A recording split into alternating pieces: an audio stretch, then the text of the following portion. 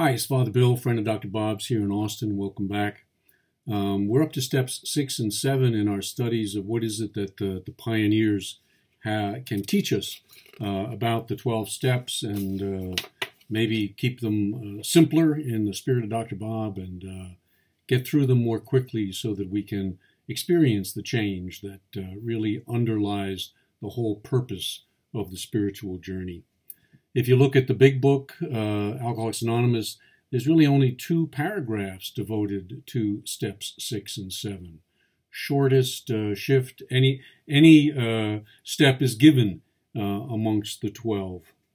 And yet, much later, Wilson wrote in the 12 and 12 that they're really a turning point in the 12-step process, that they're the steps that separate the men from the boys, the women from the girls.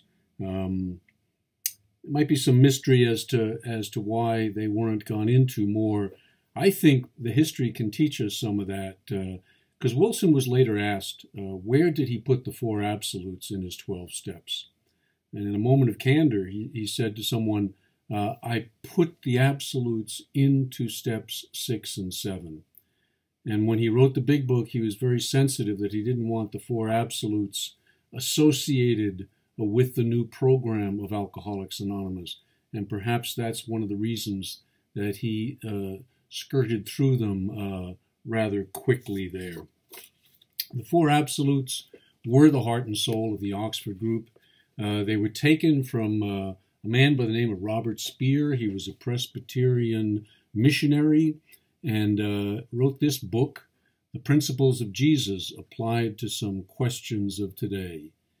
He wanted to be very practical in his application of the principles of Jesus, and he reduced them down to 4. He said the life of Jesus, the person of Jesus. You can look at it in terms of 4 absolute principles by which he lived.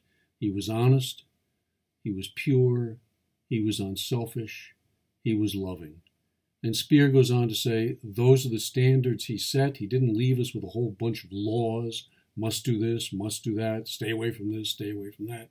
But to have these principles that we can apply to our lives, to our decision-making, to our prayer. As you're going to see in step 11, it was also in listening to God. Do the words that I'm hearing from God live up to these standards? Are they pure, honest, unselfish, and loving? Had a lot of discussion about this step over the years. You hear a lot of it talked about in AA and in other 12-step programs. And one of the things I think you'll hear very frequently is, I aim for progress and not perfection. That's the standard. And it's really a great misreading of the basic premise on which the program is built. The program is really built on aiming for perfection and then learning to settle for progress.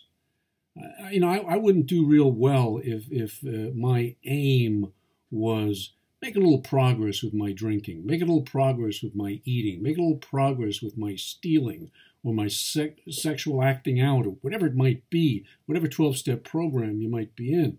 Just aim for a little progress. No, we aim for perfection. We aim for the highest standard. We do that every morning. And then what happens? We fall short. Well, there's a difference between falling short and aiming low. I like to think of the 4 absolutes as a pilot who's flying a plane and he's heading for due north. And what he does when he's flying that plane is he adjusts. He moves a little bit this way, he moves a little bit that way, but he's always heading for due north.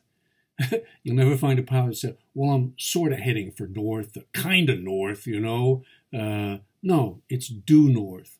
And then you correct as you go forward. It's pretty simple. Bob loved the 4 absolutes, worked them all of his life, and I think God is asking us to take another look at them and see if they can't really put some new life into our program. Thanks for listening. God bless. Keep coming back.